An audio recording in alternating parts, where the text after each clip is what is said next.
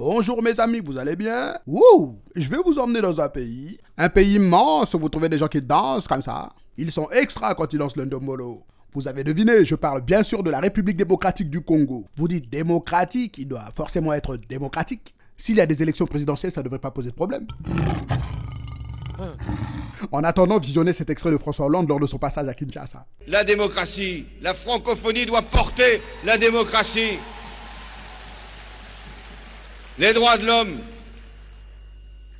le pluralisme, le respect de la liberté d'expression, l'affirmation que tout être humain doit pouvoir choisir ses dirigeants. Voilà le principe que les francophones doivent porter.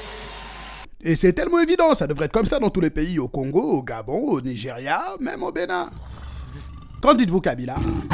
Et oui, monsieur Kabila, vous devez partir, votre mandat arrive à sa fin le 19 décembre 2016, vous ne devez pas changer votre constitution. Mais oui, rappelez-vous de ce qu'il vous avait dit au Baba.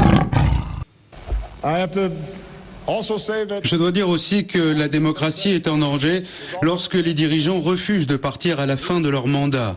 Laissez-moi être honnête avec vous, je ne comprends pas cette attitude. Je suis dans mon second mandat. Cela a été un extraordinaire privilège pour moi de servir en tant que président des États-Unis. Mais notre Constitution dit que je ne peux concourir pour un troisième mandat. Quand un dirigeant cherche à changer les règles du jeu en cours de route pour rester au pouvoir, cela risque de créer de l'instabilité. Et c'est le premier pas vers la paralysie. Si un leader pense qu'il est le seul à pouvoir diriger la nation, c'est qu'il a échoué à construire cette nation. And this is often just the first step down a perilous path. À la fin de son mandat, le président de la République reste en fonction jusqu'à l'installation effective du nouveau président élu. Et tout le monde est content.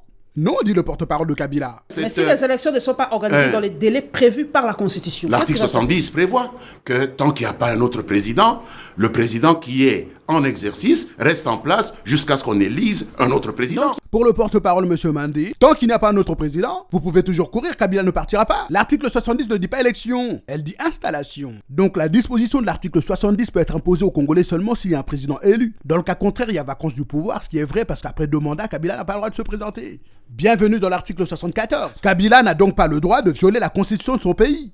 Il le sait qu'il n'a pas le droit, mais Kabila se plaît à jouer au petit dictateur. Corruption des députés, viens copain. Je vais donner de l'argent pour que moi je reste. Votre président à vie, pourquoi pas?